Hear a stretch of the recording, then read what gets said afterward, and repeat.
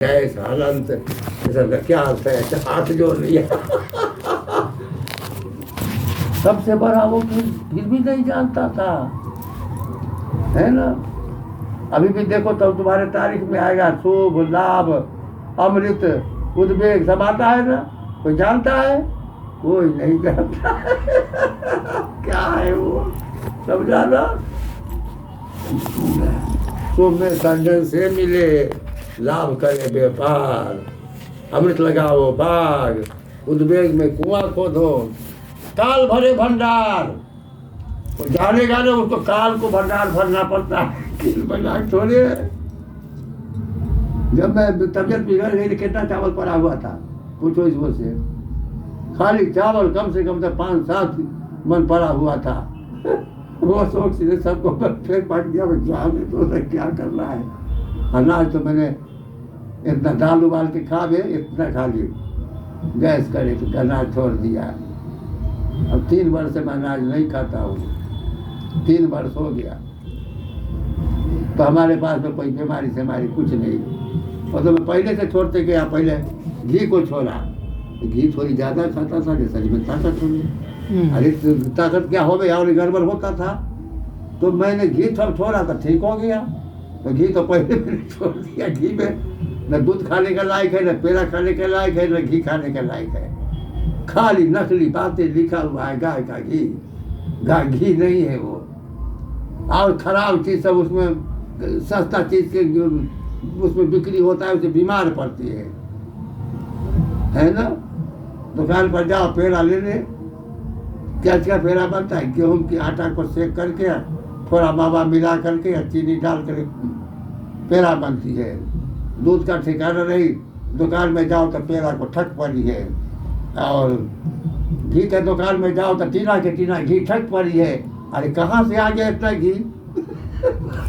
समझा ना? तो दूध का तो ठिकाना नहीं है, और घी का दुकान में टीना के टीना घी ठक पड़ी है। तो दुकान में जाओ तो पेड़ा ठक पड़ी है। दूध का ठिकाना नहीं, पेड़ा इतना कहाँ से आ गया? है?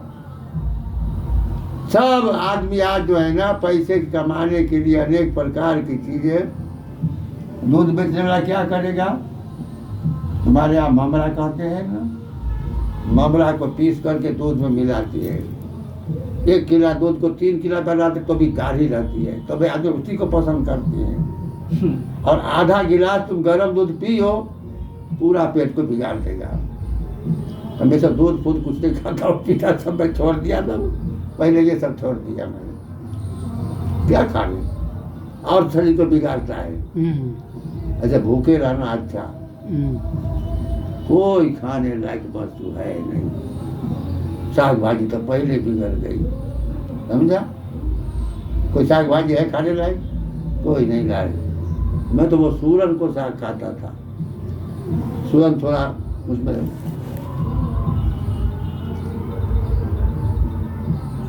खातर पानी नहीं होता है ना, सूरन का साग ठीक होता था। सूरन समझते हो? नहीं बाबू। और वो सूरन नहीं समझता है वो। और तो समझाओ, इतना बड़ा बाप जमीन के नीचे होता है। हिंदी में उसको बोल कहते हैं, और यहाँ सूरन कहते हैं। राजकोट में वो चिबड़ा, चिबड़ा चिबड़ा ना चिबड़ा नहीं, वो साग होती है जमीन के नीचे होती है। गाजना पता है, गाजना इतना बड़ा होती है, 2-3 4-5 किलो का होती है, गोल होता है। हाँ बाबा, काला ऊपर में होता है, देखने को लगता है ना। उसको यहाँ सूरज का तो साग होती है बढ़िया। बिहार में तो उसका अथाना भी होती है, सब कुछ होती है। इस प्रकार से है। और जो बच्चे नहीं बोले तो सूरन तुम उबाल के उसको खिलाओ तो टन बोलेगा। वो सब दवा है, मैं तो क्या ठीक कर दिया हूँ।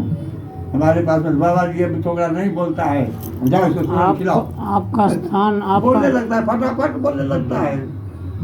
कितने चीज का मैं हर इच्छा से मालूम है, लेकिन क्या कहने का है, जो अब हमारे को वो समय नहीं रह गया। आता है तो मैं बता देता हूँ, ठीक हो जाता है। कितने आदमी सब है 2-2 हजार रुपया दवा के, कोई बीमारी होते जब माथा दर्द होवे तो ये होवे तो वो, डॉक्टर खा लेता है, कुछ नहीं होता है। हमारे पास में आया बाबा की माथा दर्द होता है तो मैं 10 मिनट लगेगा, और 10 मिनट में उसका मैं मंत्र बोल देता हूँ, और वो अपने को दूसरे को पूछने का कोई जरूरत नहीं है, तो अब अपने पूछ बोलेगा जो ठीक होगा कि नहीं, खाली 10 मिनट ऐसा वो ठीक हो जाता है ना। जिसको माथा दर्द होता है स्वयं बोलेगा कि ठीक हो गया तो सही। वो 10 मिनट ही खाली काम है, अन्यथा कुछ नहीं हो। अपना मन से कोई 10 रुपया देवे, कोई नहीं भी देवे, कोई 50 भी देवे, समझा ना। हमारे पास तो कोई प्रतिबंध नहीं जो तुम इतना दो इतना दो।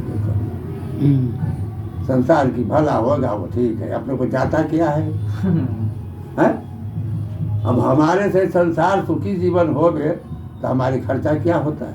सही बात। कोई खर्चा नहीं है, रास्ता बता दिया, करो अपना।